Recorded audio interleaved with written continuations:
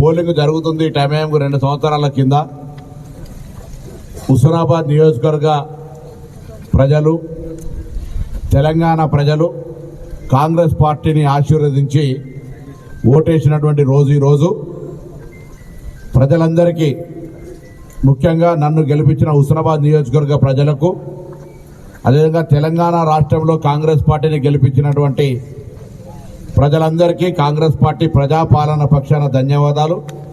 వ్యక్తిగతంగా హుస్నాబాద్ నియోజకవర్గ ప్రజలందరికీ నన్ను ఆశీర్వదించి గెలిపించినందుకు ధన్యవాదాలు తెలియజేస్తా ఉన్నా.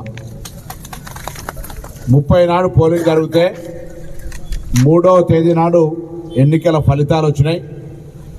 ఎన్నికల ఫలితాలైనటువంటి 3వ తేదీ నాడు 2 సంవత్సరాలు పూర్తి అవుతున్న సందర్భంగా గౌరవ ముఖ్యమంత్రి గారు,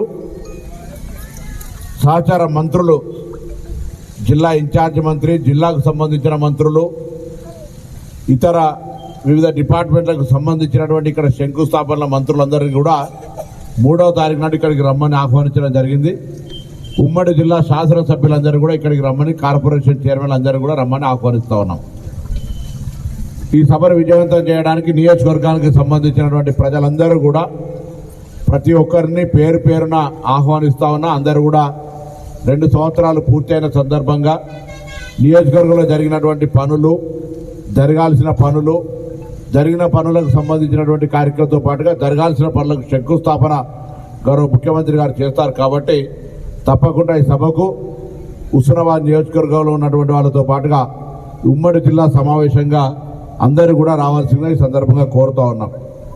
3వ తేదీ నాడు గౌరవ ముఖ్యమంత్రి గారి చేతుల మీదుగా, సంబంధిత శాఖ మంత్రుల చేతుల మీదుగా, ముఖ్యంగా మన ప్రాంతానికి ఒక ఐకానిక్ ఎడ్యుకేషన్ ఇన్స్టిట్యూట్, ఒక ఉన్నతమైన విద్యా సంస్థ శాతవాహన ఇంజనీరింగ్ కాలేజ్, అది మనం ప్రస్తుతానికి పాలిటెక్నిక్ కాలేజీలో షిఫ్ట్ సిస్టంలో నడుపుతా ఉన్నాం. అన్ని వసతులను కలిగించినాం. ఈ రాష్ట్రంలో ఏ మొదటి సంవత్సరం కాలేజీకి కూడా లేనన్ని వసతులను గౌరవ వైస్ ఛాన్సలర్ గారు, రిజిస్ట్రార్ గారు, ప్రిన్సిపాల్ గారు ప్రత్యేక శ్రద్ధ తీసుకొని, జిల్లా కలెక్టర్ గారు శ్రద్ధ తీసుకొని, నేను కూడా వారికి వెంట ఉండి ఇక్కడ శాతవాహన యూనివర్సిటీకి సంబంధించినటువంటి చేయడంతో పాటుగా స్థలాన్ని కేటాయించినాం. 30 ఎకరాల స్థలాన్ని కేటాయించి అది చదును చేయడం జరుగుతూ ఉంది. అందుకు సంబంధించి నిన్ననే 35 కోట్ల జీవో వచ్చింది. దాని ఫౌండేషన్ కార్యక్రమం జరుగుతుంది. అదేవిధంగా అప్గ్రేడేషన్ ఆఫ్ పాలిటెక్నిక్స్, ఐటీఐస్ కింద ఏటీసీ శాంక్షన్ అయింది. దానికి కూడా గౌరవ ముఖ్యమంత్రి గారి చేతుల మీదుగా ఫౌండేషన్ జరుగుతుంది. దాంతోపాటుగా మనకు కొత్తపల్లి టు రాజీవ్ రహదారి, కొత్తపల్లి టు హుస్నాబాద్ దాకా 4 లైన్ల రహదారికి గతంలో ఫేజ్ 2కు మనం ఫౌండేషన్ వేసుకున్నాం. ఫేజ్ 1 కూడా శాంక్షన్ అయింది. దానికి సంబంధించి జీవో కూడా వస్తుంది. దాన్ని కూడా మనం రేపు ఫౌండేషన్ వేసుకోవడం జరుగుతుంది. అదిగాక చాలా కాలంగా హామీలు, డిమాండ్ మేరకు ఉన్నటువంటి హుస్నాబాద్ టు అక్కన్నపేట, దాని తర్వాత దాన్ని జనగాం దాకా కూడా పొడిగిస్తాం. ముందు 10 కిలోమీటర్ల మేరకు దానికి కూడా జీవో చూసినారు మీరు. ఆ రోడ్డు కూడా శాంక్షన్ అయింది. దానికి కూడా ఫౌండేషన్ వేయడం జరుగుతుంది. తదుపరి ఆ రోజు మేము భూమి పూజ చేసినాం, కానీ ఫౌండేషన్ వేయలేదు. కోహెడలో కడుతున్నటువంటి యంగ్ ఇండియా స్కూలుకు సంబంధించి ఇంటిగ్రేటెడ్ కూడా గౌరవ ముఖ్యమంత్రి గారితో అది కూడా ఫౌండేషన్ వేయడం జరుగుతూ ఉంది. దాంతోపాటుగా వివిధ పనులకు సంబంధించి గిరిజన ప్రాంతాల అభివృద్ధికి 16 కోట్ల రూపాయల 60 లక్షల రూపాయలని నిధులు శాంక్షన్ అయినాయి. వాటికి సంబంధించినటువంటి ఫౌండేషన్ కార్యక్రమాన్ని కొనసాగించడం జరుగుతూ ఉంది. ఇది కాక స్విమ్మింగ్ పూల్కి సంబంధించింది కూడా 1-2 రోజులు, ఎందుకంటే ఇప్పుడు జీవోలు రాని నేనేం చెప్తలేను, ఇంకా జీవోలు వచ్చేటువంటి కొన్ని ఉన్నటువంటి స్విమ్మింగ్ పూల్ కావచ్చు, వెటర్నరీ హాస్పిటల్ మొన్న గౌరవ మంత్రి గారు చూసేది కావచ్చు, లేకపోయేది ఉంటే వెజిటేబుల్ మార్కెట్కు సంబంధించినవి కావచ్చు, ఇవన్నీ కూడా అవి మిగతా కార్యక్రమాలు శాంక్షన్ వచ్చేటువంటి విధంగా ప్రాసెస్ ఉంది. 3 తారీఖు లోపల ఏదంటే ఫౌండేషన్ ఇస్తారు, లేకపోతే తదుపరి కార్యక్రమం జరుగుతుంది. ఇది కాక మరి మున్సిపాలిటీ తరఫున కూడా 20 కోట్ల రూపాయలు వివిధ అభివృద్ధి పనులకు వచ్చి ఉన్నాయి. వాటిని కూడా ఫౌండేషన్ వేసుకోవడం జరుగుతుంది. ఇది కాక హుస్నాబాద్లో మంచి అధునాతనమైనటువంటి డ్రైవింగ్ ట్రాక్ తోటి ఆర్టీఏ స్కూల్కు 2 ఎకరాల జాగా కేటాయించడం, దానికి కూడా 8 కోట్ల 60 లక్షల రూపాయలతోటి శాంక్షన్ అయి టెండర్ కూడా అయిపోతుంది. దాన్ని కూడా నిర్మాణం చేయడం జరుగుతుంది. ఇది కాక ఇక్కడ ఒక శిల్పారాం లాగా ఒక ఇందిరా మహిళా శక్తి బజార్ను ఏర్పాటు చేసుకోవాలని 6 కోట్ల రూపాయలతోటి హుస్నాబాద్ ప్రాంతంలో మహిళలతో ఉత్పత్తి అవుతున్నటువంటి వస్తువులన్నీ అమ్ముకోవడం, మార్కెట్ సౌకర్యం కలిగజేసే విధంగా ఇక్కడ మరి ఆ ఇందిరా మహిళా శక్తికి సంబంధించిన బజార్ను కూడా ఏర్పాటు చేయడం జరుగుతుంది. అంతేగాక అర్బన్ ఫారెస్ట్ కింద ఉమాపూర్లో ఉన్నటువంటి ఫారెస్ట్ను గజీబో, దాని తర్వాత వాకింగ్ ట్రాక్, దాని తర్వాత అక్కడ కొంత మంచి అట్మాస్ఫియర్ తోటి ప్రజలందరికీ కొంత లెంత్ స్పేస్ ఉండాలి, మంచి ఒక స్పేస్ ఉండాలని దాన్ని కూడా 10 కోట్ల రూపాయలతోటి అర్బన్ ఫారెస్ట్రీ కింద డెవలప్మెంట్ చేసేటువంటి కార్యక్రమం తీసుకుంటా ఉన్నాం. ఇక నేను చెప్పినట్టుగా వెటర్నరీ హాస్పిటల్ కానీ ఇవన్నీ ఉన్నాయి. తర్వాత ఇందిరా మహిళా శక్తి మండల సంఘాలకు సంబంధించిన బస్సులు ఇవ్వడం కానీ, హైదరాబాద్ టు హుస్నాబాద్ ఒక ఎక్స్ప్రెస్ బస్సును ప్రారంభించడం కానీ, అదేవిధంగా ఇంజనీరింగ్ కాలేజీ పిల్లలందరికీ ఎన్ఆర్ఐ వాళ్ళ సహకారంతో 70 సైకిళ్లను మరి వాళ్ళందరూ కూడా ఇంకా కొంత హాస్టల్కు వాళ్ళకు దూరం అవుతుంది వచ్చి విద్యార్థులకు 70 సైకిళ్ళు ఇప్పించడం కానీ, ఆ రోజు డిజేబుల్ డే పరంగా ఆ డిజేబుల్ శాఖ తరఫున కొంత పనిముట్లు, పరికరాలు, వీల్ చైర్స్ తదితర వస్తువులు ఇచ్చే కార్యక్రమంతో పాటుగా ఇంకా కొంత ఈ ప్లాస్టిక్ వేస్ట్కు సంబంధించి ఒక ఇన్నోవేషన్ పార్కు ఒకటి చేసినాం. ఆ వెహికల్ కూడా ఒకటి హ్యాండ్ ఓవర్ చేయడంతో పాటుగా మరి మహిళా సమైక్యాల బస్సులు ఇవన్నీ కూడా కార్యక్రమాలు చేయబోతా ఉన్నాం. ఈ యొక్క హుస్నాబాద్ నియోజకవర్గానికి సంబంధించి ఇప్పటికే ఇది కాక మరి ఫేజ్ 1 రోడ్డు కింద కరీంనగర్ హుస్నాబాద్కు సంబంధించి ఒక ఫేజ్ మనం ఫౌండేషన్ వేసుకున్నాం. ఆ రోజు కోమటిరెడ్డి వెంకరెడ్డి గారు వచ్చినారు. అదేవిధంగా 250 పడకల ఆసుపత్రికి సంబంధించి కూడా ఫౌండేషన్తో పాటు అదే రోజు పీజీ మెడికల్ సీట్లకు సంబంధించి కూడా అనౌన్స్ చేసినాడు. దాని యొక్క కన్స్ట్రక్షన్కు సంబంధించినటువంటి పనులు, భూమి లెవెల్ అవన్నీ కూడా కొనసాగుతూ ఉన్నాయి. ఇది కాక కూడా మరి మనం ఎల్లమ్మ చెరువును చూసుకున్నప్పటికీ కూడా మరి అద్భుతంగా అన్ని ప్రధాన పత్రికలు మన బతుకమ్మ పండుగను ఫ్రంట్ పేజీలు వేసుకునేంత ఆర్భాటంగా పండుగ జరిగింది.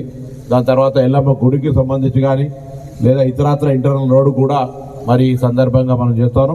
అదే గౌరవ ముఖ్యమంత్రి గారు వచ్చినప్పుడు తప్పకుండా హుస్నాబాద్కు ఒక రింగ్ రోడ్ ఉండాలని, అదేవిధంగా safe drinking water permanent source ఒకటి ఉండాలని, ఇతరత్ర ఒక కబడ్డీ అకాడమీ కూడా మనం తీసుకుంటాను. అది కూడా వారితోటి ఆ రోజు ప్రకటింపజేసే అంశము లేదా తదుపరి ఆదేశాలు తీసుకునే విధంగా ఈ ప్రాంత కబడ్డీ క్రీడను ప్రోత్సహించడానికి కానీ, అదేవిధంగా స్టేడియం అభివృద్ధికి సంబంధించి స్విమ్మింగ్ పూల్తో పాటుగా అక్కడ ఉన్నటువంటి పాత చిన్న ల్యాండ్ ఇష్యూలో ఆ స్థానిక కేపీ కాలనీకి వాళ్ళందరూ కూడా సానుకూలంగా స్పందించారు కాబట్టి దాని కూడా ఎక్స్పాన్షన్కి సంబంధించి కానీ, ఆ పక్కన మోడల్ స్కూల్కును డిగ్రీ కాలేజ్ మధ్యలో ఉన్న స్థలాన్ని కూడా కొంత క్రీడా మైదానంగా పార్కుగా డెవలప్మెంట్ చేయడం కానీ, ఇట్లా ఈ ఇంటర్నల్ రోడ్స్ కానీ, అదేవిధంగా మన మార్కెట్ యార్డు మునిగినప్పుడు మార్కెట్ యార్డుకు సంబంధించిన డెవలప్మెంట్తో పాటుగా కాటన్ ప్రొక్యూర్మెంట్కు సంబంధించి ఒక ప్రభుత్వ స్థల అన్వేషణ జరుగుతుంది ప్రత్యేకించి చేయడం కానీ, అటు పల్లె చెరువు కానీ ఇటు కొత్త చెరువు కానీ ఇవన్నీ కూడా కార్యక్రమాలను మరి అభివృద్ధి చేసే భాగంగా కొనసాగుతూ ఉన్నాయి.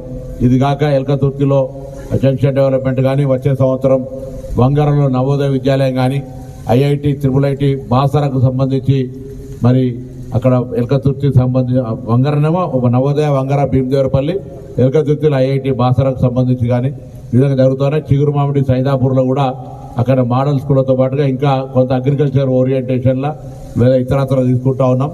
రైతులకు సంబంధించిన గోడౌన్స్ను కూడా శాంక్షన్ చేయడం జరిగింది. రైతులకు సంబంధించిన 7 మండలాల్లో కనీసం 10,000 మెట్రిక్ టన్నులతో ముందు ఫేజ్లో 3 మండలాలు వచ్చినాయి.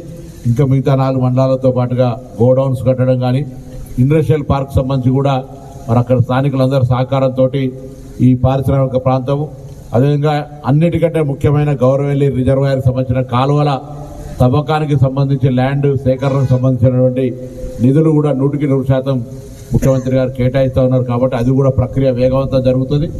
సో ఇవన్నీ కూడా లీగల్గా ఉన్నటువంటి సుప్రీంకోర్టు కేసు కూడా పరిష్కారం అవుతున్నటువంటి సందర్భంలో ఈ ప్రాంతం అంతా కూడా సస్యశ్యామలం చేసి ఎత్తైన పీఠభూమి ప్రాంతంలో ఇబ్బంది ఉన్నటువంటి పరిస్థితి నుంచి ఒక గ్రీన్ రెవల్యూషనరీగా అన్ని ఇంక్లూజివ్ గ్రోత్, అటు మహాసముద్రం గండి కావచ్చు, ఇటు ఎల్లమ్మ చెరువు కావచ్చు, లేకపోతే అటు కప్పగుట్ట కావచ్చు, ఇట్లా పర్యాటక పరంగా, పారిశ్రామిక పరంగా, ఆరోగ్యపరంగా, ఇవి కాక ప్రజలకు సంబంధించి ఇందిరమ్మ ఇండ్లు కావచ్చు, కొత్త రేషన్ కార్డులు కావచ్చు, సన్న బియ్యం కావచ్చు, మహిళలకు చీరలు కావచ్చు, ఈ నియోజకవర్గంలో రాష్ట్రంలో ఎక్కడ లేని విధంగా హోటళ్లలో కానీ ప్రతి మహిళా సంఘానికి స్టీల్ బ్యాంక్స్ ఇవ్వడం కావచ్చు, ఇట్లా ఈ నియోజకవర్గంలో అనేక పనులు జరుగుతూ ఉన్నాయి. ఇంకా జరగాల్సిన పనులు కూడా ఇంకా సమయం ముందుంది. ఆ సందర్భంగా తప్పకుండా ప్రజలందరికీ ఒక విశ్వాసాన్ని కలగజేస్తూ డెఫినెట్లీ ఈ నియోజకవర్గం అందరికంటే ఆదర్శవంతంగా ఇప్పుడు మన గౌరవ ముఖ్యమంత్రి గారు కొడంగల్ని కోనసీమ చేస్తా అన్నట్టుగా అది దక్షిణ తెలంగాణలో అయితే ఉత్తర తెలంగాణలో హుస్నాబాద్ను అంతకంటే మంచిగా డెవలప్మెంట్ చేయాలనే ఆలోచనతోటి అందరూ సహకారం తీసుకుంటూ పోతాను. మిగతా రాజకీయ పార్టీలు కూడా అనవసర విమర్శలు చేయకుండా వారందరూ కూడా సహకరిస్తారని, ఎవరిని కూడా విమర్శిస్తారని, ఎవరు టీఆర్ఎస్, బీజేపీ, సిపిఐ ఎవరున్నా కూడా అందరూ కూడా కొత్త చిన్న చిన్న అంశాల పట్ల ఏమైనా ఉంటే కూడా నేను వాళ్ళతో కూడా సానుకూలంగా నియోజకవర్గ అభివృద్ధికి పాత శాసనసభ్యులందరి సలహాలు సూచనలు తీసుకొని కూడా మరి ముందుకు పోయే విధంగా వ్యవహారం చేస్తామనే మాట మనవి చేస్తూ 3వ తారీఖు నాడు ముఖ్యమంత్రి గారి సభకు హుస్నాబాద్ నియోజకవర్గం ఘన స్వాగతం చెప్పి ఈ ప్రాంత అభివృద్ధికి ఇంకా అనేకమైన కార్యక్రమాలను వారి నుంచి తీసుకునే విధంగా మన స్వాగతం ఉండాలని ప్రతి ఒక్కరిని సందర్భంగా విజ్ఞప్తి చేస్తా ఉన్నాను.